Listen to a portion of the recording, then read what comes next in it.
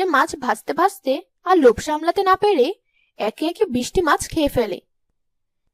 শেষ মাছটি চাটতে চাটতে সে ভাবে, না, এটা খাওয়া ঠিক হবে না। আমি যদি এটাও খেয়ে ফেলি তাহলে তো ওরা আমাকে সন্দেহ করবে। এই ভেবে সে আনন্দের জন্য মাছটি রেখে দিল। পরী সেই একটি মাছই আনন্দের ভাতের থালায় দেয়। আনন্দ হাত মুখ ধুয়ে খেতে এসে থালায় মাত্র একটি মাছ দেখতে পেয়ে খুবই রেগে যায়।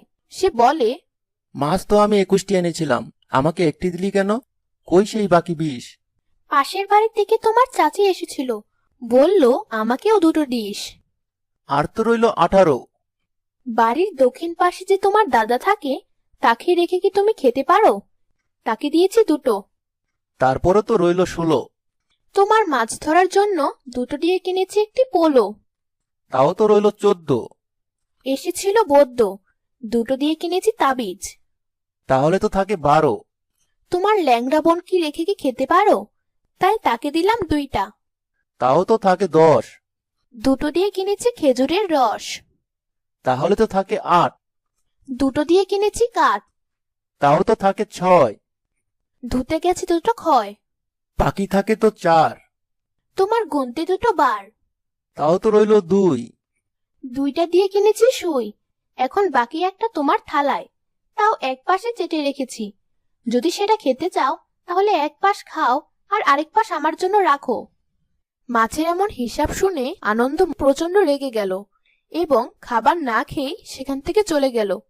আনন্দ মনে মনে ভাবতে থাকে, বুড়ি তো আগে কখনো এমন আচরণ করেনি, সে তো সবসময় ভয়ে ভয়ে থাকতো। তাহলে আজ কি এমন হলো যে সে এমন আচরণ করছে? এসব ভাবতে ভাবতে সে বাইরে আসে। বাইরে এসে সে দেখতে পায় তার মা ও বোন সেখানে বসে কাঁদছে। কি হয়েছে তোমাদের? তোমরা এখানে বসে কাঁদছো কেন? ওরি আমাকে দিয়ে মাছ কাটিয়েছে, তোর বোনকে দিয়ে জঙ্গল থেকে কাঠ আনিয়েছে, আর বলেছে ওর রান্না শেষ না হওয়া পর্যন্ত আমরা কেউ যেন বাড়ির ভেতরে প্রবেশ না করি, আর যদি প্রবেশ করি তাহলে নাকি আমাদের ঘাড় মটকে দেবে। এই কথা শুনে আনন্দ কিছুটা ভয় পেয়ে যায়।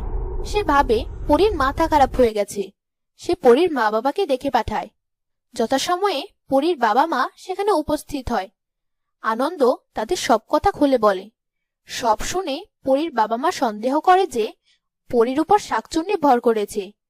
তারা আনন্দকে অতীতের সব ঘটনা খুলে বলে এবং নিশ্চিত হওয়ার জন্য আনন্দকে আবারও মাছ কিনে নিয়ে আসতে বলে।